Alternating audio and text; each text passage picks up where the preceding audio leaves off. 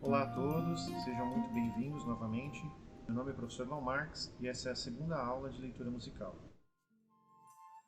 São aulas com informações teóricas com aplicação prática, alguns exemplos de exercícios para ajudar a fixar o aprendizado. Ela é para quem já possui algum conhecimento musical e já toca algum instrumento e quer entender como funciona a leitura musical, e para pessoas que não têm conhecimento ou estão começando a estudar um instrumento e querem associar essa aprendizagem com leitura musical. Esse curso é um curso bem denso, né? Ele é um resumão, né? Na verdade, que vai ajudar bastante. É um material de apoio para as pessoas que já têm algum conhecimento, como eu mencionei, ou que estão fazendo aula com o auxílio de um professor. Tem um curso completo que será oferecido, né? Esse curso possui 3 aulas com um tempo médio de 15 minutos, totalizando 45 minutos. Vai ter um curso mais completo, em que será abordado todos os assuntos principais bem minuciosamente, né? Com muitas aulas explicativas, teórico-práticas, como eu disse. Um curso completo que terá uma duração aproximada de 5 horas. Esse curso vai ser comercializado. E quem tiver interesse, após a terceira aula, eu vou estar explicando melhor como é que funciona, quem quiser adquirir esse curso e quando ele estará disponível. Vai ter uma live também, eu também vou estar fazendo uma live no final da terceira aula, para as pessoas que gostaram e se interessaram e tiverem dúvidas e quiserem saber um pouco mais sobre leitura musical. Eu vou estar divulgando isso no final da terceira aula também. Eu vou começar falando de tessitura. O que é tessitura? Tessitura musical compreende, né, as notas tocadas por uma determinada voz ou instrumento. Todas as notas em relação de oitava, como eu expliquei na primeira aula, ou seja, da nota mais grave até a nota mais aguda que um determinado instrumento ou voz compreende. Normalmente, isso tem uma média de 3 oitavas, tá, para os instrumentos, alguns mais, outros menos. Essas oitavas, né, são divididas por números, como vocês podem ver nessa partitura, né, existem números para determinadas notas, números menores para as notas mais graves e números maiores, mais altos, para as notas mais agudas, né. Você pode colocar numa pauta, só por curiosidade, tá? Como eu mencionei na primeira aula, essas aulas vão falar especificamente de clave de sol. Existem claves para notas mais graves e claves, né, e formas diferentes de se escrever para notas mais agudas. Por via de regras, pode-se colocar até 4 linhas para baixo da clave de sol e 4 linhas para cima, de qualquer clave, na verdade. Mas a gente sempre procura acomodar o máximo possível das notas do instrumento, da tessitura do instrumento, dentro de uma clave específica, para que fique mais facilite a leitura. Então, dependendo do instrumento, quando ele é mais grave, ele tem uma clave que tem notas, compreende dentro dela notas mais graves, e quando ele tem mais agudo, clave que compreende notas mais agudas, que no caso é a clave de sol. Quando está no meio, é a clave de dó. Isso vai ser falado no curso detalhado que eu mencionei para vocês, ok? Então, para simplificar, eu vou colocar tudo dentro da clave de sol, como vocês viram na figura. Então, a gente pode ver que a gente vai ter aí do Dó 3 até o Dó 7. Né? Aí você fala, cadê o 2 e o 1? Eles não cabem nessa clave, porque eu falei que a gente pode colocar até 4 linhas, né, 5 no máximo, para baixo ou para cima da clave. Então, os outros estariam na clave mais grave, que seria na clave de Fá. Mas só para a gente entender a diferença das oitavas, aí você vê o primeira mais para baixo, né? Na primeira linha suplementar inferior a gente tem o Dó 4, no terceiro espaço a gente tem o Dó 5, na segunda linha suplementar superior a gente tem o Dó 6, né? E após aí, né, uma exceção para caber, a gente tem esse Dó mais agudo.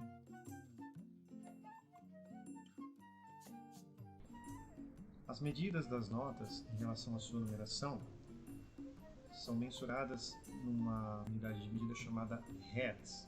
Tá? Eu tenho aqui como exemplo esse aparelhinho aqui, que é um diapasão. Tá? Como vocês podem ver, ele é como se fosse um garfinho de metal. Tá? antigamente, antes dos afinadores eletrônicos, aplicativos e tudo mais, né? Hoje você tem tudo no seu celular.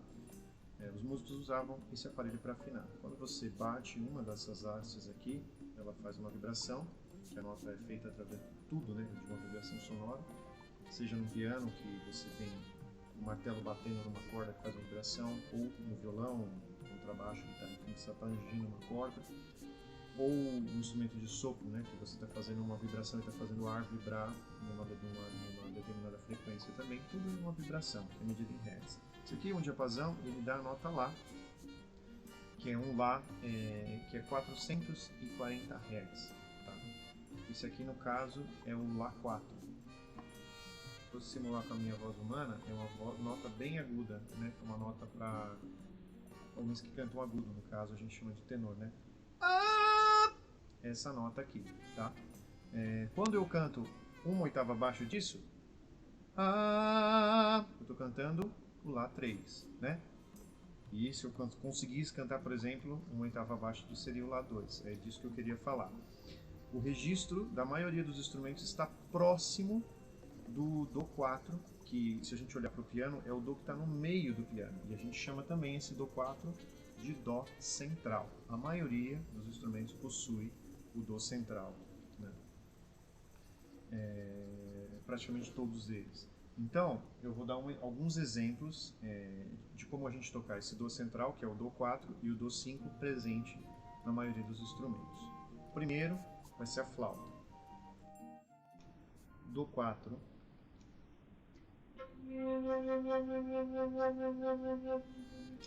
Dó 5.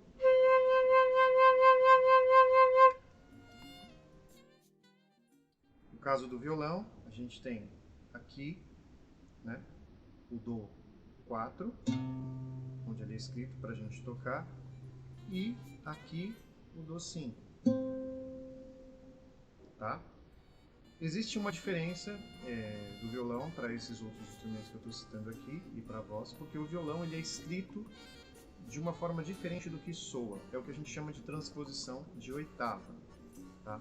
Na realidade, tudo que a gente toca no violão, tocando dessa forma que eu coloquei aqui, soa uma oitava abaixo, mas isso vai ficar também para a parte aprofundada no curso integral que eu mencionei. Agora eu vou dar um exemplo num instrumento de teclas, que é a escaleta, tá? O Dó 4 primeiro, depois o Dó 5.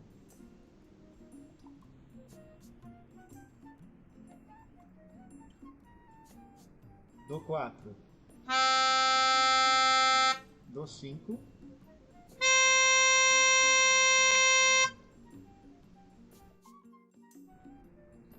As notas musicais, bem como as oitavas, que possuem uma numeração e uma medida em hertz, também possuem uma distância entre si, em graus conjuntos, né, medidas no que a gente chama de tom e semitom.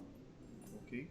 O que seria um tom? Um tom seria uma distância, né, de 2 semitons, né, entre uma nota e outra. A maioria das notas possui uma distância de 1 tom entre elas, ou 2 semitons. E algumas possuem uma distância apenas de 1 semitom. Então, semitom é a menor distância entre duas notas vizinhas e tom é a maior distância entre duas notas vizinhas naturais. Ok? Dito isso, nós caímos nas notas que têm um tom entre elas, na existência de uma nota entre elas, porque sempre vai ter essa distância de semitons. Ok? Então, como eu mencionei para vocês na primeira aula, a gente diz que existem 7 notas musicais, mas na verdade, né, na maioria delas, tirando o Si pro Dó e do Mi pro Fá, a gente tem um tom, então tem mais uma nota no meio.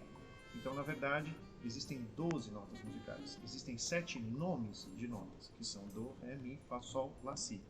E essas notas intermediárias, nesses tons de distância entre as notas naturais, a gente vai nomear como sustenidos e bemóis. No caso dos sustenidos, né, seguindo o sentido horário na ordem ascendente, a gente vai ter entre as notas que têm um tom de distância, os sustenidos. Entre o Dó e o Ré, a gente vai ter a nota Dó sustenido, vai chamar essa nota de Dó sustenido. Entre o Ré e o Mi, vamos chamar a nota de Ré sustenido. Entre o Mi e o Fá é meio tom direto. Entre o Fá e o Sol, vamos chamar de Fá sustenido. Entre o Sol e o Lá, vamos chamar de Sol sustenido. Entre o Lá e o Si, vamos chamar de Lá sustenido. E entre o Si e o Do é direto, ok? Então, na sequência ascendente, nós temos as seguintes notas. Do sustenido, Ré sustenido, Mi, Fá sustenido, Sol sustenido, Lá sustenido, Si e Do. Ok? Existe uma coisa na música chamada enarmonia, que são simplesmente nomes diferentes para mesmos sons, ou seja, mesmas notas com sonoridades diferentes. Ok? O que eu chamo de sustenido, no sentido ascendente, eu posso chamar essas mesmas notas de bemóis, no sentido descendente. Se eu partir no sentido descendente, eu vou continuar tendo essas notas no meio, só que eu vou nomeá-las com o nome de bemol, ou seja, a próxima nota anterior, no sentido descendente, no sentido anti-horário, vai receber o nome dela, bemol. Então, eu tenho o Do, eu tenho o Si no sentido descendente e depois eu vou chamar a próxima nota de Si bemol. Eu tenho Lá e a próxima nota vai ser Lá bemol. Eu tenho Sol, a próxima nota vai se chamar Sol bemol. Eu tenho Fá, antes eu tenho Mi, a próxima se chamaria Mi bemol, depois o Ré bemol e acaba no Do. Então, no sentido descendente, nomeando as notas como bemol, enarmonia, né? São as mesmas notas, os mesmos sons do sustenido, só que com nomes diferentes. No sentido descendente, as notas com bemol, eu tenho os seguintes nomes: Do, Si, Si bemol, Lá, Lá bemol, Sol, Sol bemol, Fá, Mi, Mi bemol, Ré bemol, Do. Ok? Quanto a quando usar ou não esses nomes de bemóis, a gente vai estar falando um pouquinho disso mais pra frente em armadura de claves, certo? Mas basicamente é obedecer a sinalização. Quando você vê um bemol, você tem que saber onde está essa nota no seu instrumento. E quando você vê um sustenido, você tem que saber onde é que está essa nota no seu instrumento, que é o que eu vou estar comentando com vocês agora. No piano, nós vamos seguir a sequência entre notas brancas e pretas. As pretas vão simbolizar os sustenidos e bemóis e as brancas vão simbolizar as notas naturais. Não importa se o seu instrumento não é piano ou teclas, né? Como eu dei o exemplo na escaleta, funciona da mesma forma. Acordeon, enfim, teclados, órgão, enfim, né? Instrumentos de teclas. É legal você entender como funcionam essas notas, porque é um instrumento muito fácil de visualizar e entender essa relação de tom e semitom e sustenido e bemol, acidentes musicais, ok? Então, seguindo a imagem, a gente vai ver as notas com sustenidos. Sempre que a gente vê duas teclinhas pretas, a da esquerda é o Do. Sempre que a gente vê três teclinhas pretas, a da esquerda é o Fá. Né? As notas naturais, você segue a sequência do Ré, Mi, Fá, Sol, Lá, Si, Do, de novo, as duas teclinhas pretas e assim por diante. Então, seguindo a ordem, pensando nos semitons como sustenidos, eu tenho Do, na tecla branca, tecla preta, Do sustenido. Ré, próxima tecla branca, próxima tecla preta, Ré sustenido. Mi e Fá direto, porque não tem, né, tecla no meio, é o semitom. Fá, tecla branca, Fá sustenido, tecla preta. Sol, tecla branca, Sol sustenido, tecla preta. Lá, tecla branca, Lá sustenido, tecla preta. Si e Do. Ok? Do mesmo modo, eu vou ter essas notas com bemol, certo? Eu vou chamar essas teclas pretas agora, ao invés de sustenido, eu vou chamá-las de bemol. Então, descendo, né, no sentido descendente, eu vou ter a nota Do, perto das duas teclinhas pretas, branca. Uma para trás, eu tenho o Si, não tem, também não tem pretinho no meio, meio tom. Anterior a esse Si, a tecla preta vai ser o Si bemol. A para baixo, branca, vai ser o Lá. Preta, abaixo dela, né, no sentido da direita para a esquerda, descendente, eu vou ter o Lá bemol, depois eu tenho o Sol branco, depois eu tenho o Sol bemol preto, depois eu tenho o Fá, e depois eu tenho o Mi, direto, duas teclas brancas, meio tom. Do Mi, próxima tecla preta descendo, eu tenho Mi bemol, depois eu tenho o Ré, tecla branca, Ré bemol, tecla preta, e o Do. Ok? Como eu disse, o instrumento de tecla é muito mais fácil de você entender e perceber, né, os semitons, tons e semitons, entender onde estão as notas, serve de referência para qualquer instrumento. Né? Eu vou dar um exemplo aqui do violão, né, do instrumento de cordas, e segue esse mesmo exemplo para qualquer outro instrumento de cordas. Tá? A diferença é que as cordas têm afinações, em geral, em quintas, né? De 5 em 5 notas. Tá? Da mais aguda para mais grave ou ao contrário, como é o caso do violino. Então, você tem que entender qual que é a nota e depois pensar nos semitons, né? Sequencialmente. Então vamos pegar a primeira corda do violão, vocês têm um desenho aí, solta, é a corda Mi, está embaixo. Então na primeira casa, na primeira corda, cada casa vai ser um semitom, certo? Eu vou ter a nota Fá, porque no Mi pro Fá não tem nota no meio. Na segunda casa da primeira corda eu vou ter a nota Fá sustenido. Né? E na terceira casa eu vou ter a nota Sol, porque do Fá pro Sol é um tom. Do Sol pro Lá também é um tom. Então depois do Sol eu vou ter o Sol sustenido e depois a nota Lá. Na quinta casa, o Sol sustenido na quarta. Eu vou fazer o raciocínio do mais grave para o mais agudo. Vamos pegar a primeira corda do violão é Mi e a sexta é Mi também. Então são as mesmas notas nas mesmas posições, numerações diferentes, né? Oitavas diferentes, lembrando que a gente viu no início. Então quando eu chegar na quarta casa da sexta corda, né, que é a nota Sol sustenido, a próxima corda solta, a quinta corda, é a nota Lá. Então eu toquei a nota Lá. E aí eu vou tocar a primeira casa na quinta corda, que é o Lá sustenido, porque do Lá pro Si tem um tom. E depois na segunda casa da quinta corda eu vou ter o Si. Na terceira casa da quinta corda eu vou ter o Dó. O Si pro Dó é meio tom, é uma casa só. Na terceira casa, para a quarta corda, a quarta casa eu vou ter a nota Dó sustenido. E aí a próxima corda solta é a nota Ré. Eu toco a nota Ré solta. Essa nota Ré é a quarta corda solta. A primeira casa na quarta corda vai ser Ré sustenido. O Ré também tem um tom também, tem uma nota no meio. Depois desse Ré sustenido, eu tenho o Mi. Do Mi pro Fá, terceira casa. Fá sustenido, quarta casa. E aí depois eu tenho a nota Sol solta, que é a terceira corda do violão. A terceira corda do violão solta, depois eu tenho um Sol sustenido na primeira casa, eu vou ter a nota Lá na segunda, eu vou ter a nota Lá sustenida na terceira casa, né? E aí eu já teria esse Si na quarta casa, eu já tenho a próxima corda, que é a corda Si, então eu toco a corda Si solta, tá? E depois eu vou ter a nota Dó na primeira casa, da corda Si, que é a segunda corda, eu vou ter o Dó sustenido na segunda casa, eu vou ter o Ré na terceira casa e eu vou ter o Ré sustenido na quarta casa. Depois eu tenho a corda solta na primeira, que é a mesma sequência do início. Esse é um ótimo exercício, tocar as cordas soltas desde o Mi grave até a nota Sol sustenido agudo na primeira corda, falando os nomes delas. Existe mais um símbolo também importante da gente estar falando aqui, que é o B quadro. Tá? O B quadro ele é um símbolo, como o nome fala, parece um B quadrado, né? Vocês estão vendo o símbolo aí na partitura, é o terceiro símbolo. E ele representa que você quer que a nota fique natural. Tá? Eu vou explicar algumas regrinhas mais para frente de quanto dura quando você põe um sustenido. Né? A gente precisa de alguns outros conhecimentos, por exemplo, do que é um compasso, figuras rítmicas, enfim, que a gente vai estar vendo na sequência. Mas quando a gente quer uma nota natural, a gente põe um símbolo um pouquinho antes dela, que é esse B quadro. Ele anula um sustenido ou um bemol. Tá?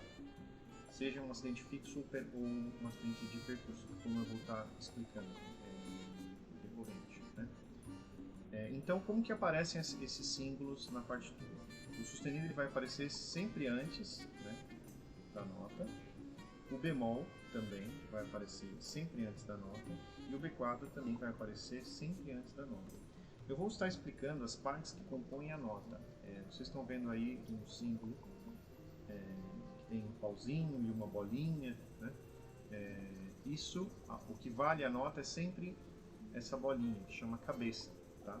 Eu vou explicar isso um pouquinho mais à frente, mas aí fica a simbologia de como é escrito. A gente fala Dó sustenido, fala Ré sustenido, fala Ré bemol, perdão. Mas a gente escreve sempre o acidente antes da nota para não te induzir ao erro, né? Senão você toca a nota e depois, era sustenido. Não, está sempre escrito antes da nota. É o contrário do que a gente fala.